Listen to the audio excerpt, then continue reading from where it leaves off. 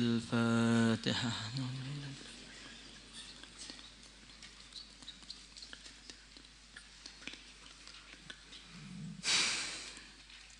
بسم الله الرحمن الرحيم. وقال نسوة في المدينة امرأة العزيز تراود فتاها عن نفسه قد شغفها حبا إنا لنراها في ضلال مبين.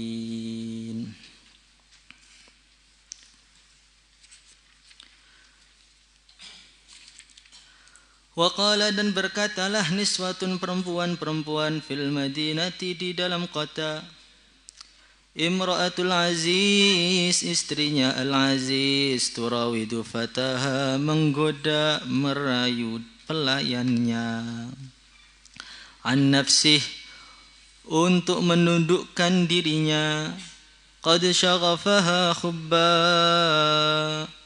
pelayannya benar-benar membuatnya mabuk cinta. Inna kami pasti lanaraha memandang istrinya Al-Aziz, kami pandang fi dhalalin di dalam kesesatan mubinin yang nyata. Falamma sami'at maka ketika perempuan itu mendengar bimakrihinna dengan cercaan mereka, arsalat maka diundanglah ilaihinna perempuan-perempuan itu, wa'atadat dan ia menyediakan lahunna bagi perempuan-perempuan yang mencerca tadi muttaqaan tempat duduk yang nyaman. Wa'atad dan diberikan kulla wahidatin kepada masing-masing minhunna dari mereka diberikan sikinan sebuah pisau untuk memotong jamuan. Waqalat dan Zulaikha mengatakan kepada Nabi Yusuf, ukhruj keluarlah wahai Yusuf, alaihinna kepada mereka. Falamma ra'ainahu maka ketika perempuan-perempuan tersebut melihat Nabi Yusuf, akbarnahu mereka begitu terpesona dengan keelokan rupanya. Wa qatta'na dan mereka tanpa sadar memotong aydiyahunna tangan mereka. Wa qulna seraya mereka berkata, hasya lillah maha sempurna Allah, ma hadza basyara ini bukanlah manusia, in hadza tetapi ini illa malakun karim melainkan malaikat yang mulia. Pengen ketemu Nabi Yusuf?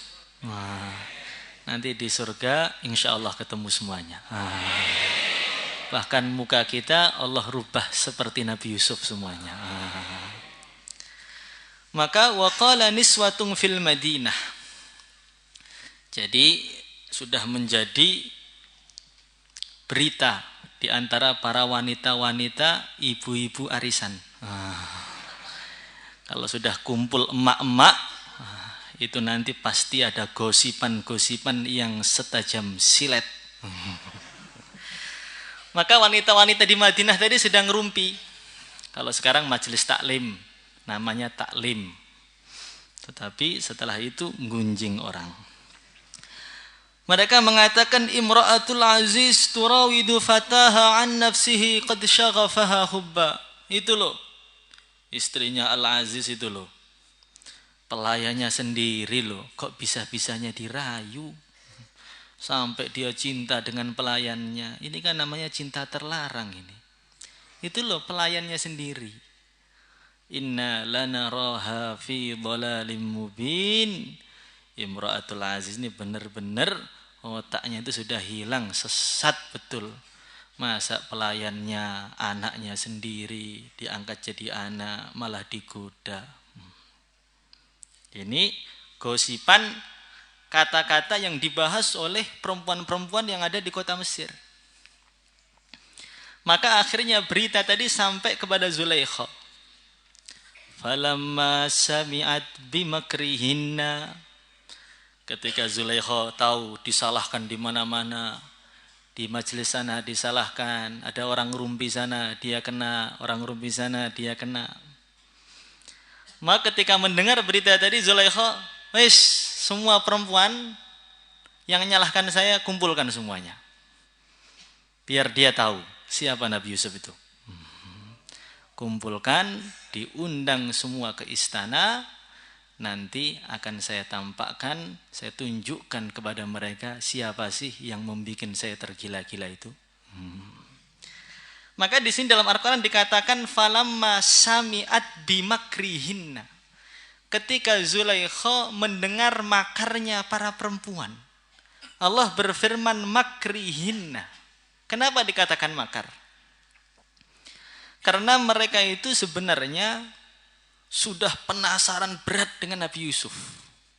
Jadi perempuan-perempuan sampai di kampung-kampung, di pasar-pasar itu sudah pada penasaran. Yusuf tuh kayak apa sih? Yusuf tuh kayak apa sih? Katanya Tuaman tuh kayak apa sih? Maka mereka punya cara. Caranya bagaimana? Nyalahkan Zulaikha sebanyak-banyaknya. Biar Zulaikha terpancing jadi panas. Nanti Zulaikha akan ngundang mereka ke istana untuk membela diri. Akhirnya ditampakkan, ini loh yang bikin saya jatuh cinta. Coba kamu lihat, kamu gila enggak? Jadi sebenarnya perempuan tadi nyerang Zulaikha. Inna lanaraha fi dhalalim mubin. Zulaikha sesat. Masa pembantunya digoda? Itu sebenarnya bukan begitu. Tujuannya bukan itu. Tujuannya biar Zulaikha terpancing sehingga nunjukkan Nabi Yusuf kepada mereka. Itulah wanita. Itulah siapa? Wanita. Tampaknya mau ke depan tapi mundur dulu. Pengen ke kanan harus ke kiri dulu. Pengen ke Jakarta tapi terbangnya ke Irian. Kemudian ke Sulawesi, ke Aceh dulu baru ke Jakarta. Itulah wanita. Maka wanita itu adalah seseorang makhluk yang begitu sulit untuk dipahami bagi sebagian laki-laki, begitu sulit untuk dipahami.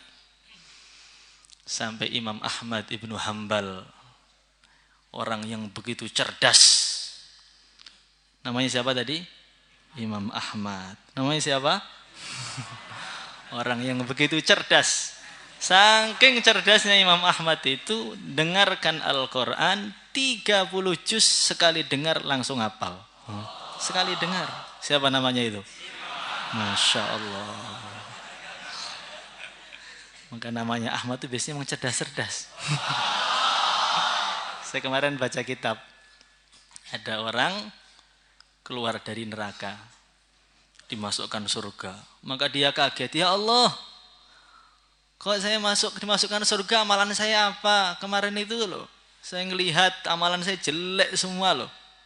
Kok dimasukkan surga nggak jadi disiksa, kenapa ya Allah?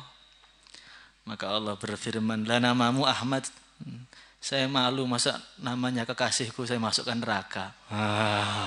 Ahmad dan Muhammad. Ya, insya Allah. Balik lagi pembahasan.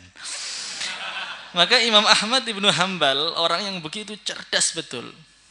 Beliau mengatakan, makathtu fi babil haid tis'a sinin hatta fahimtuhu. Saya ini untuk memahami satu bab dari wanita, yaitu babul haid, itu butuh waktu 9 tahun. Saya renungi, saya pahami, saya teliti, sampai saya benar-benar paham babul haid itu harus waktunya begitu lama, sampai 9 tahun. Padahal orang yang begitu cerdas. Padahal babul haid itu adalah darahnya wanita itu warnanya bisa dipelajari, ukurannya bisa dipelajari, harinya bisa dipelajari, perkara yang tampak. Kalau perkara yang tampak saja, itu begitu sulit dipelajari oleh Imam Ahmad, sampai 9 tahun bagi beliau untuk mempelajari. Bagaimana mempelajari perasaan wanita yang tidak tampak. Yang tampak saja loh, 9 tahun. Iya Pak, iya. Maka ada seseorang bikin skripsi kuliah, bikin judulnya Kaifa tufhamu al-mar'ah, bagaimana perempuan bisa dipahami, cara memahami wanita. Ketika distorkan kepada dosennya, itu jumlah bukunya bukan 1 halaman, 2 halaman, 1000 halaman. Maka dosennya itu senang ini, wah bagus ini, kitabmu bagus, saya bisa mempelajari dari situ nanti bagaimana cara menaklukkan istri saya sendiri ini. Ketika diserahkan ke dosennya, dibuka, lembar pertama kosong, kedua kosong, sampai 1000 kosong semua. Loh, saya sudah senang bisa naklukkan istri saya, kok malah kosong semua. Pak dosen, memahami wanita itu tidak bisa dirumuskan dan dikoedahkan. Makanya harus kosong begini. Kalau yang umum itu bisa kaidah umum, kufranul asir itu kaidah umum. Kalau kaidah yang terperinci itu setiap wanita beda, nggak bisa dipelajari.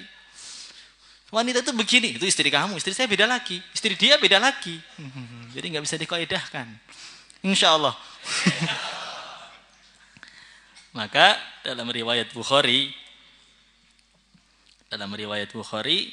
Rasulullah Sallallahu Alaihi Wasallam beliau mengatakan, ma ra'aitu minna qisati aqlin wa din adhaba li lubbir rajulil hazimi min ihda kunna.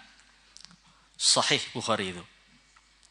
Beliau mengatakan kepada para wanita, wahai wanita, saya tidak melihat orang yang akalnya kurang, agamanya juga kurang, yang lebih bisa menghilangkan kecerdasan seorang laki-laki yang begitu kuat akalnya, melebihi kalian para wanita.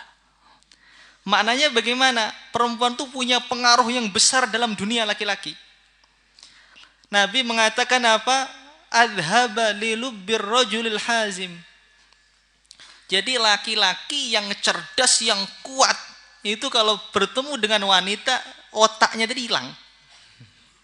Apalagi yang ngantuan ketika ngaji. Yang pinter saja guru tahasus mendadak bodoh loh di depan wanita itu.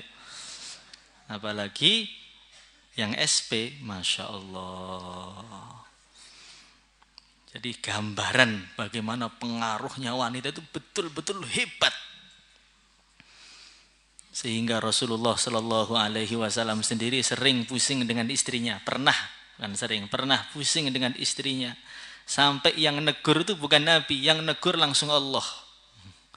Dalam Quran langsung, kulli azwajika in kuntunna turidnal hayatad dunya wa zinataha fata'alaina umatti'kunna wa usarrihkunna sarahan jamila. Wahai Muhammad, bilang pada istrimu, kalau minta tambahan belanja, pengen dunia, sudah ceraikan aja. Yang bela siapa? Bukan Sayyidina Abu Bakar, bukan Sayyidina Umar. Yang bela langsung Tuhan semesta alam. Maka dunia wanita itu betul-betul bisa menggoncangkan laki-laki yang hebat, kokoh, hafid, pinter, alim. Maka dalam riwayat Bukhari Muslim muttafaqun alaih, Rasulullah Sallallahu Alaihi Wasallam beliau bersabda, ma taraktu ba'di fitnatan adarra 'ala rijal minan nisa. Tidaklah saya tinggalkan setelahku itu satu fitnah, satu ujian yang lebih dahsyat bagi laki-laki melebihi wanita. Itu ujian yang terdahsyat bagi laki-laki, yaitu adalah wanita. Muttafaqun alaih, rawahu Bukhari wa Muslim. Dikira hadis palsu, enggak, Bukhari Muslim ini. Maka walaupun tampaknya akalnya kurang, tapi laki-laki bisa terpengaruh yang begitu dahsyat. Maka saya pernah baca Satu kisah hancurnya satu kerajaan besar gara-gara perkara yang sangat remeh. Apa itu? Senyuman seorang wanita. Kerajaan besar padahal ini. Jadi ada satu kerajaan itu nggak bisa dikalahkan oleh siapapun. Karena pertahanannya begitu bagus. Rajanya ditaruh di tengah. Rumah rajanya di tengah. Maka radius 1 kilo nanti diputeri, dilingkari oleh rumahnya, keluarganya. Kemudian keluarga jauhnya, kemudian panglimanya, kemudian jenderalnya 1, jenderal 2, terus pasukannya sampai lapisnya bisa lapis sampai 200 lapisan. Sehingga tidak ada yang bisa menembus kerajaan, menembus raja nggak bisa. Harus melewati rumah-rumah yang begitu banyak. Lah raja itu punya satu permaisuri yang cantiknya itu Masya Allah la haula wa la quwata illa billah. Bukan Masya Allah saja, Masya Allah. Tambah lagi la haula wa la quwata illa billah. Inna lillahi wa inna ilaihi raji'un. Maka akhirnya bagaimana? Permaisuri yang begitu cantik tadi ada kekurangannya satu, gak mau senyum. Raja sudah penasaran nih kalau senyum kayak apa? Enggak, senyumnya kayak begini, kalau senyum kayak apa ini? Ini manusia tapi speknya bidadari. Akhirnya didatangkan stand up comedy yang pinter-pinter tuh, bikin orang guyon. Orang-orang yang pinter-pinter bikin ketawa, datangkan, gak berhasil, datangkan lagi, gak berhasil. Siapa yang berhasil saya kasih emas, gak berhasil. Sampai suatu ketika datang pasukan musuh menyerang. Nah, ketika pasukan musuh tadi menyerang, sudah kumpul semua depan kerajaan, sudah siap pasukan untuk memerangi musuh ini. Tiba-tiba musuhnya itu pergi, nggak jadi perang, kabur. Maka oleh raja disampaikan dalam khutbahnya, wahai pasukan-pasukanmu, pasukan-pasukanku, walaupun kalian sudah siap perang, wajah kalian sudah pengen menggal musuh. Tetapi ternyata musuhnya nggak jadi, dia sudah ketakutan. Sekarang kalian pulang sana, udah pulang sana, makan di rumah sana, ngopi dulu. Nah, maka mukanya mereka itu karena sudah panas pengen perang itu jadi kecewa. Ketika kecewa luar biasa tadi, lucu wajahnya itu. Maka permaisurinya tiba-tiba senyum melihat kekecewaan para pasukan itu. Senyumannya ketika dalam penderitaan orang lain. Nah, ketika dia senyum, akhirnya bagaimana? Masya Allah, ketika senyumnya itu sudah keluar sampai tampak giginya, seketika matahari itu redup. Matahari malu, kalah terang. Maka rajanya ngelihat itu, dek, ya Allah, kok cantik betul ternyata istriku ini. Hampir serangan jantung gak jadi. Akhirnya bagaimana? Akhirnya rajanya itu kecanduan. Besok teng teng teng teng pasukan datang, gak jadi. Akhirnya kecewa lagi, senyum lagi. Gak jadi, kecewa lagi, senyum lagi. Setiap hari. Bahkan kadang-kadang sehari 4 kali. Mirip minum obat itu. Minum obat 2 kali, ini malah 4 kali ini. Akhirnya suatu ketika musuh datang betulan. Nah, dipukul lonceng, teng teng teng. Panglima-panglimanya lah, paling biar putrinya senyum, permaisurinya senyum, dah kita tidur dulu aja lah, makan dulu, ngopi dulu, santai-santai. Tengah-tengah santai-santai, akhirnya diserang, diserbu, habis semua, raja yang wafat, mati karena senyuman seorang wanita. Iya Pak, iya. Maka maknanya bagaimana itu bukan jelek, maknanya itu perempuan itu punya pengaruh yang dahsyat untuk raja-raja yang kuat. Punya pengaruh yang dahsyat. Maka kalau pengaruh tadi itu bisa dididik dengan begitu bagus, diarahkan potensinya, maka perempuan itu akan mengeluarkan raja-raja, ulama-ulama, panglima-panglima perang, dan orang-orang besar. Kita tahu Timur Leng. Timur Leng itu kurang hebat apa?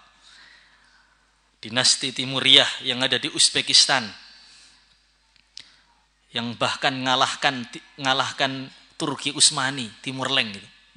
Ngalahkan Yildirim Bayazid. Itu Timur Leng itu ketika saya ziarah ke makamnya.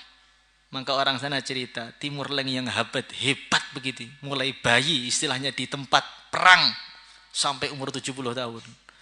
Itu termasuk yang punya jasa besar ngatur kerajaan dan strateginya Timur Leng. Itu istrinya namanya Bibi Hanum.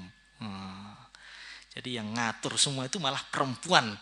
Timur Leng yang hebat tadi yang ngatur perempuan. Sehingga ketika istrinya meninggal, kerajaannya banyak kemerosotan.